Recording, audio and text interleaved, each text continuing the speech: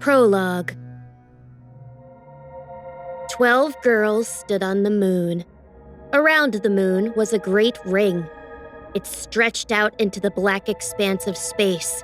Uncountable stones, roiling magma, and long plumes of twisting smoke. The ring was, until recently, Earth. So, we messed up a little. Magical Girl Burning Ultranova said. She shook her head and her long red hair flicked out behind her.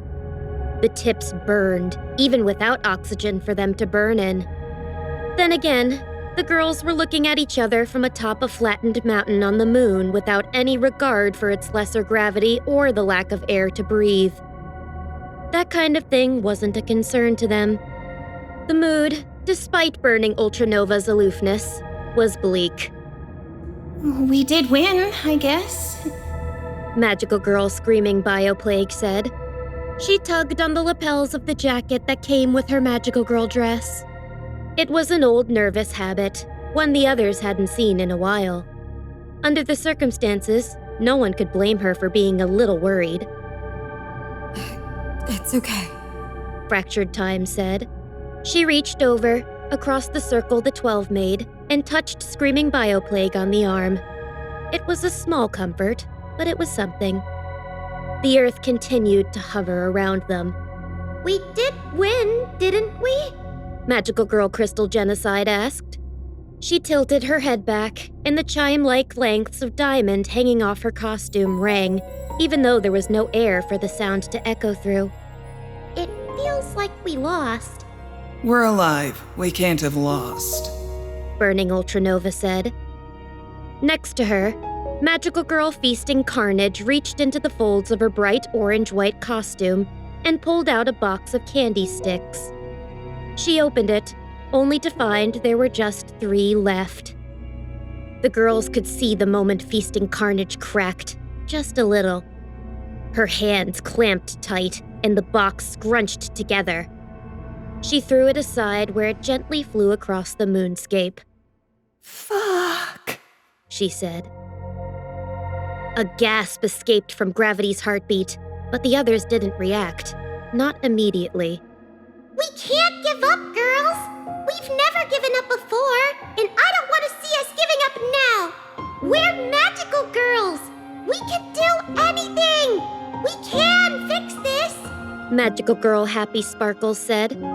She was as hurt as any of them, but she was also hopeful. She's right, Magical Girl Rending Nightmare said. She always agreed with Happy Sparkles, but this felt different. we're all here. The enemy is dead. Why can't we pull our powers together and turn this whole thing around? because everyone we know is dead. Magical Girl Fractured Time snapped. Then we'll undead them! Rending Nightmare snapped back. She's right, Happy Sparkles said. She nodded and then shared a big smile with the others, and even if there were tears in her eyes, it didn't matter. We can do it! We can make things better, no matter the cost! Please, please, you're my friends! I love all of you, and I need you to help me. There was a beat, then one after the other, they agreed. Each in turn, the girls summoned their magical foci, and together they pointed them towards the center of the group. As tradition would have it, they started with the one who'd first become a magical girl. Magical Girl Rending Nightmare extended her rapier down first, and their side of the moon gained a blue glow. Awaken! She demanded. Ancient magics responded. The rocks that were once Earth shifted, the shadows between them gaining nightmarish forms. Magical Girl Fractured Time lowered her clock hand staff. Move on, she said. The blue glow covering the moon grew and gained darker undertones. Some of the stones in the distance started to flow backwards. Magical Girl Happy Sparkles grinned. Then she pulled her chain sword from her chest with a quick pirouette and pointed it ahead. Let's be friends! She cheered. The glow gained traces of deep royal purple, even as the distant stars seemed to flicker brighter. Magical Girl Gravity's heartbeat just pointed her wand ahead, her face set and serious. Be still, she demanded. A pink glow reached out. The moon suddenly felt 1,000 times weightier beneath them, but it slowed none of them down. Magical Girl Burning Ultranova flicked her staff forward, and flames danced in the mouth of the dragon at its head. Burn, bitch. Space grew warmer, and the red glow suffused their surroundings.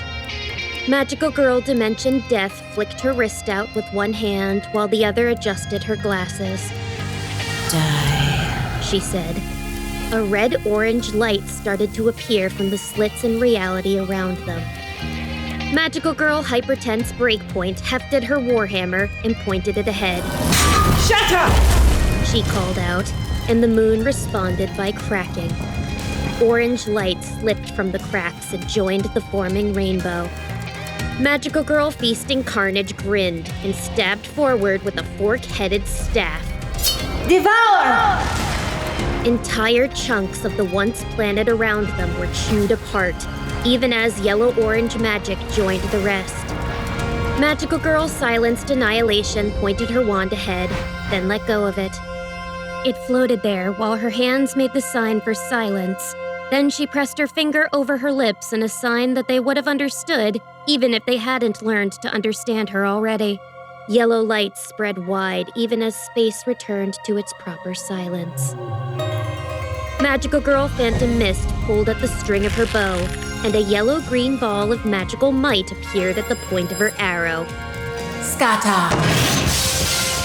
Magical Girl Screaming Bioplague merely pointed her wand towards the center, where sickly green light burning from the twin snakes were biting each other near the head. She screamed, loud, angry, and nearly incoherent. Finally, the newest of them took a deep breath, then pointed her crystal sword towards the middle. Bright blue light joined the rest, finalizing the ritual. Flash! She called. The world obeyed. A great flash, faster than light should have been, burst, and with it, the entire galaxy shifted and warped out of place. When it cleared, all that remained was a ragged hole where reality should have been. Millennia later, those observing the distant Milky Way were disturbed to see half a galaxy disappear.